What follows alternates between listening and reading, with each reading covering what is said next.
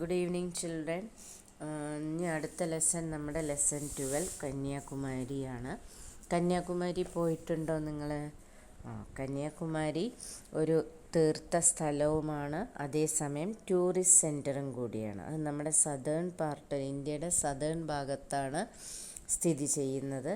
മെയിനായിട്ട് കന്യാകുമാരിയിൽ നമ്മൾ സൺറൈസും സൺസെറ്റും കണ്ടിരിക്കണം എന്നാണ് പറയുക. അത് അത്ര ബ്യൂട്ടിഫുൾ സീനാണ് എന്നാണ് പറയണത്. മനസ്സിലായോ? നമ്മൾ ജീവിതകാലം മുഴുവൻ മറക്കാതെ ഇരിക്കുമെന്നും പറയും. കാരണം അത്ര ഭംഗിയായിട്ട് നാച്ചുറലായിട്ടുള്ളത്. ഇപ്പം നേരത്തെ എണീക്കണം സ്വാഭാവികമായിട്ടും അല്ലേ, സൺറൈസൊക്കെ കാണണമെങ്കിൽ. പിന്നെ അതേപോലെ അവിടെ ഒരു ഭഗവതിയുടെ ടെമ്പിളുണ്ട്. അപ്പം അതിൻ്റെ ഒരു ഇതെന്താണെന്ന് വെച്ചാൽ, ഭഗവതി ഒരു അസുരനെ കൊന്നിട്ട്, ബകാസുരൻ എന്നുള്ള അസുരനെ കൊന്ന ശേഷം അവിടെ വന്നിരുന്നു ആ ക്രോധത്തോട് കൂടിയിട്ട് എന്ന് ഉള്ളതാണ്. പിന്നെ അവിടുത്തെ ദേവി കന്യകയാണ്, കല്യാണം കഴിച്ചിട്ടില്ല, ഇപ്പോഴും നിത്യ കന്യകയായിട്ടിരിക്കുന്നതുകൊണ്ടാണ് ആ സ്ഥലത്തിന് കന്യാകുമാരി എന്നുള്ള പേര് വരാനുള്ള കാരണം. പിന്നെ അവിടെ നമ്മുടെ പ്രശസ്തനായ സ്വാമി വിവേകാനന്ദ, അദ്ദേഹത്തിൻ്റെ ഓർമ്മയ്ക്കായിട്ട് അവിടെ ഒരു സ്ഥലമുണ്ട്. അദ്ദേഹം മെഡിറ്റേറ്റ് ചെയ്തൊരു പാറ വരെയുണ്ട്. അതിനെ വിവേകാനന്ദ റോക്ക് എന്നാണ് അറിയപ്പെടുന്നത്. അത് കടലിൻ്റെ നടുക്കാണ്. അപ്പോൾ ഇവിടുന്ന് ഷോറിന്ന് നമുക്ക് അങ്ങോട്ട് പോകാൻ ബോട്ട് സർവീസൊക്കെ ഉണ്ട്. അപ്പോൾ പോകുന്നവരൊക്കെ അവിടെ പോയിരുന്ന് നമ്മൾ കുറച്ച് നേരം അവിടെ ഇരുന്ന് മെഡിറ്റേഷനൊക്കെ ചെയ്താൽ നമ്മുടെ മനസ്സിന് സമാധാനവും സ്വസ്ഥതയും ഹാപ്പിനെസ്സും ഒക്കെ ഉണ്ടാവും എന്നാണ് പറയുന്നത്. So it's A worth visiting place, tourist സ്ഥലമാണ്.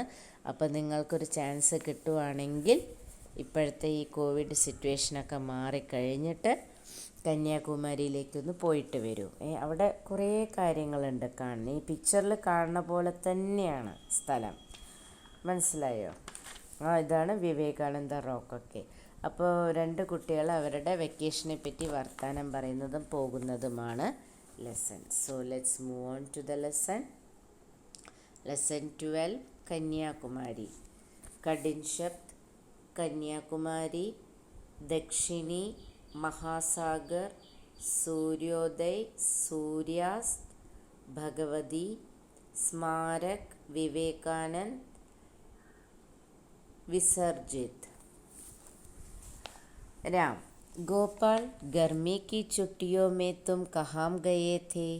गोपाल: मैं कन्याकुमारी गया था। राम: क्या तुम वहाँ अकेले गए थे? गोपाल: नहीं, मेरे माता पिता, मैं और मेरी बहन निधि भी गई थी। राम: कन्याकुमारी कहाँ है? गोपाल: कन्याकुमारी भारत के दक्षिण चौराहे पर है। इसे कुमारी अंतरीप भी कहते हैं। पहले यह केरल राज्य के अधीन था, अब तमिलनाडु राज्य के दक्षिणी छोर का एक जिला बन गया है। राम: कन्याकुमारी के बारे में और भी कुछ बताओ. അപ്പോൾ ഇവിടെ രണ്ട് ഫ്രണ്ട്സ് തമ്മിലുള്ള കോൺവെർസേഷനാണ്.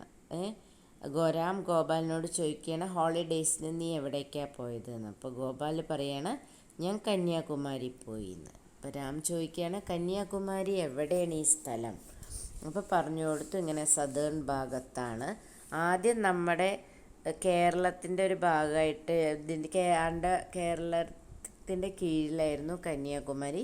പക്ഷെ പിന്നീട് അത് തമിഴ്നാട് സ്റ്റേറ്റിൻ്റെ ഭാഗമായി മാറി എന്നാണ് പറയുന്നത്. അപ്പോൾ രാം പറയാണ് കന്യാകുമാരിനെ പറ്റിയിട്ട് ഇനി നിനക്ക് എന്തൊക്കെ അറിയും, അതിനെപ്പറ്റി കൂടുതൽ പറഞ്ഞു തരുമോ പറയുകയാണ്. ഓക്കെ. അപ്പം എന്താണ് ഈ കുട്ടി പറയണത് നമുക്ക് നോക്കാം അല്ലേ. गोपाल: कन्याकुमारी के दक्षिण में हिंद महासागर है, पश्चिम में अरब सागर और पूरब में बंगाल की खाड़ी है। तीनों दिशाओं से लहरें उठकर किनारे की ओर आती है। यहाँ का सूर्योदय और सूर्यास्त देखते ही बनता है।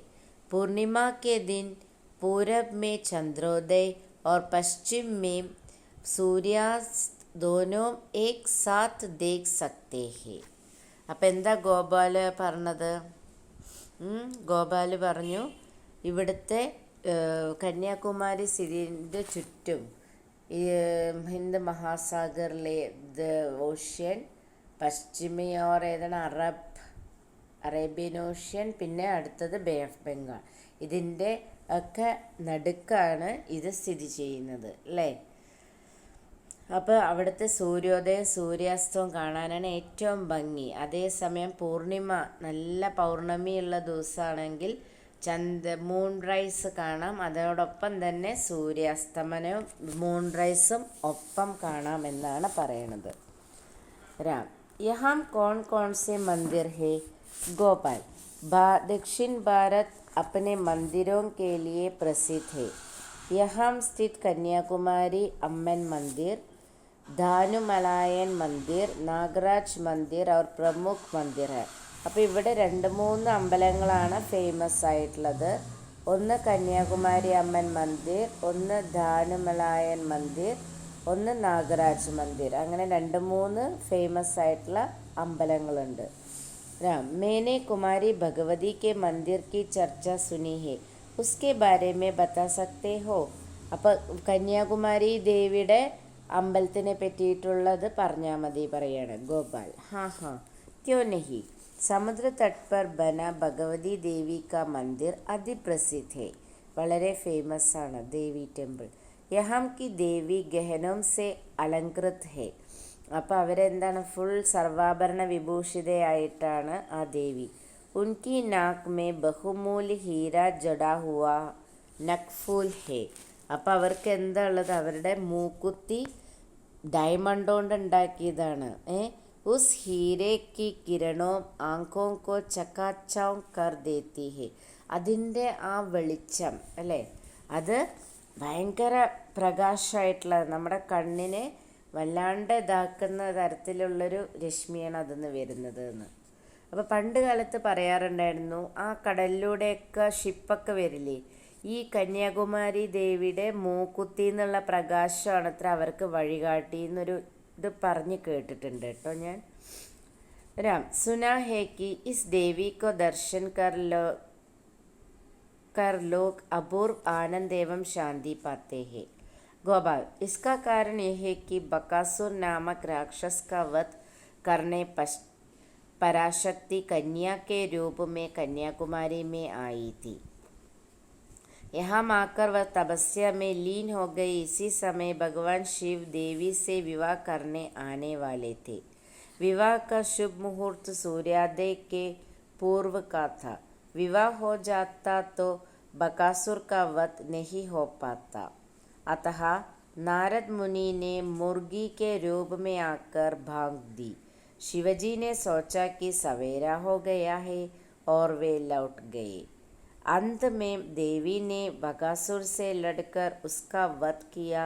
लोग कहते हैं कि विवाह के लिए जमा की गई वस्तुएं रंग बिरंगी भालू बनकर चितर गई. അപ്പം എന്താ സംഭവിച്ചത്? അവർ ശിവരെ കല്യാണം കഴിക്കാനായിട്ട് തയ്യാറെടുത്ത് നിൽക്കുകയായിരുന്നു. അപ്പോൾ സൂര്യോദയത്തിന് മുമ്പ് കല്യാണം കഴിക്കണം എന്നുള്ളതായിരുന്നു വിധി പറഞ്ഞിട്ടുണ്ടായിരുന്നത്. പക്ഷെ വിവാഹം കഴിച്ചു കഴിഞ്ഞാൽ ഈ ദേവിക്ക് അസുരനെ വധിക്കാൻ പറ്റില്ല. അപ്പം നാരദമുനി എന്ത് ചെയ്തു? ഒരു കോഴിയുടെ രൂപത്തിൽ വന്നിട്ട് അത് എന്ത് ചെയ്തു? കൊക്കരക്കോ എന്ന് പറഞ്ഞു. അപ്പം ശിവഭഗവാൻ വിചാരിച്ചു രാവിലെ ആയി പറഞ്ഞിട്ട് വന്ന പകുതിയിൽ നിന്ന് തിരിച്ചു പോയി. അപ്പം അങ്ങനെ സർവ്വവിഭൂഷണാദികളോടെ ഉണ്ടായിരുന്ന അവർ ഒരുങ്ങിയിരുന്നത് അത്രയും മണലായി മാറി എന്നാണ് പറയുന്നത്. അതാണ് കന്യാകുമാരിയിൽ പല തരത്തിലുള്ള മണൽ കിട്ടും. മനസ്സിലായോ? കന്യാകുമാരിയിൽ മാത്രമാണ് അങ്ങനെ കണ്ടിട്ടുള്ളത്. ഓക്കെ. സോ രാം ക്യാ കഹി യഹി കാരൺ ഹേ കി കന്യാകുമാരി മേ ബാലു रंग बिरंगी है. गोपाल लोगों का ऐसा राम क्या यही कारण है कि कन्याकुमारी में बालू रंग बिरंगी है? गोपाल लोगों का ऐसा ही मानना है. അപ്പോൾ രാമനോട് ചോദിക്കുകയാണ്. രാം ചോദിക്കുക, അപ്പോൾ ഇതുകൊണ്ടാണ് ആൾക്കാർ അവിടുത്തെ സാൻഡ് ഇങ്ങനത്തെ പല തരത്തിലുള്ള സാൻഡ് കിട്ടുമെന്ന് പറയുന്നത്. അപ്പോൾ ഗോപാൽ പറയണ ആൾക്കാർ വിശ്വസിക്കുന്നത് അങ്ങനെയാണ്. രാം, ഇസ്കെ അലാവ കന്യാകുമാരി മേ ഓർ ക്യാ ക്യാ ഹേ? ഇത് കൂടാതെ നീ കന്യാകുമാരിയിൽ എന്തൊക്കെയുള്ള കാണാൻ? ഗോപാൽ, യഹാം വിവേകാനന്ദ ജി की मूर्ति है. कहते हैं कि विवेकानंद जी समुद्र में तैरकर श्रीपाद चट्टान पहुँचे और वही ധ്യാൻ में डूब गए. അപ്പോൾ ഇവിടുന്ന് നീന്തിയിട്ട് സ്വാമി വിവേകാനന്ദ ജി എവിടെ എത്തി? അവർ റോക്കിൻ്റെ മുകളിലെത്തി. അവിടെ ഇരുന്ന് ധ്യാനമായിട്ട് ഇരിക്കുന്ന സമയത്താണ് അങ്ങനെ താന്നു പോയത്. വഹി ഉൻഹേം ആത്മജ്ഞാൻ പ്രാപ്ത് ഹുവ. അവിടെ അദ്ദേഹം സമാധിയായി. ഇസി ചട്ടാൻ പർ വിവേകാനന്ദ ജി കാ സ്മാരക് ഭവൻ ബനായ ഗയാ ഹെ. ആ റോക്കിൻ്റെ മുകളിലാണ് ഇദ്ദേഹത്തിൻ്റെ ഓർമ്മയ്ക്കായിട്ട് ഒരു സ്മാരകം പണിതിട്ടുള്ളത്. ഇസ്കെ നീച്ചെ ബനെ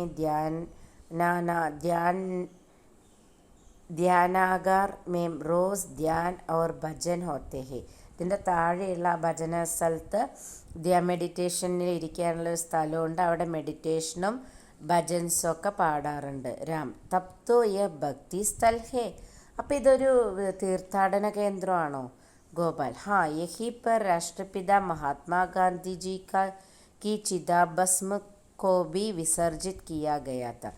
അതെ, ഇവിടത്തെ ഈ കടലിലാണ് നമ്മുടെ മഹാത്മാഗാന്ധിജിയുടെ ചിതാഭസ്മം ഒഴുക്കിയത്.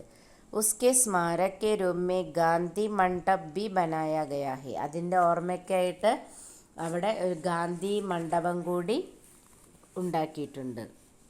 രാം, ഇൻ സബ് കെ ദർശൻ കർണേ സെ ലോഗോं के मन में भक्ति का भाव ഉമഡ്നെ ലഗ്ത ഹോഗ ഹേന. ഇതൊക്കെ കാണുമ്പോഴും കേൾക്കുമ്പോഴും എല്ലാവർക്കും ആ സ്ഥലത്തോടൊരു ഭക്തി നിർഭരമായൊരു ഇതല്ലേ ഉണ്ടാവുക? ഗോപാൽ, ഹാ, തബി തോ യ ഭാരത് കെ പ്രമുഖ പര്യടൻ കേന്ദ്ര ഏവം ഭക്തിസ്ഥൽ കെ രൂപ മേ ജാനാ ജാത്താ ഹെ. അതുകൊണ്ടാണ് ഇത് വളരെ പ്രമുഖമായ ഒരു തീർത്ഥസ്ഥലവുമാണ്.